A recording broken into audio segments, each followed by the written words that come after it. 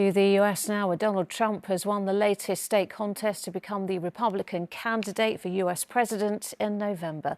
He beat the former governor of South Carolina, Nikki Haley, in South Carolina. It was Haley's last serious chance to slow the Trump juggernaut, but neither she nor his court battles seem to be putting Republican voters off the former president. Robert Moore reports from Washington.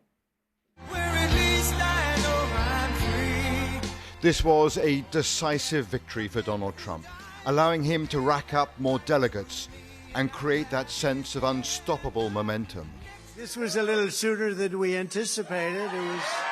It was all the sweeter for the former president because this was South Carolina, the home state of his sole remaining rival, and he never even mentioned Nikki Haley's name, pivoting instead to the presidential matchup ahead.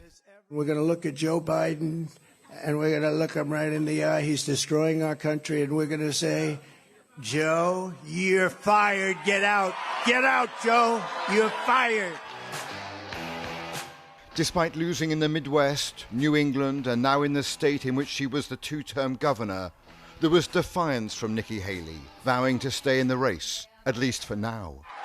I said earlier this week that no matter what happens in South Carolina, I would continue to run. They have the right to a real choice. Not a Soviet-style election with only one candidate. What this primary tells us is that a majority of Republican voters are simply not bothered by the legal cases and the criminal charges facing Trump. Many appear to have accepted his narrative. The justice system has been weaponized against him. Nikki Haley would appear to have no pathway to the nomination and instead may be attempting to position herself for the 2028 election as the credible and defiant anti-Trump candidate.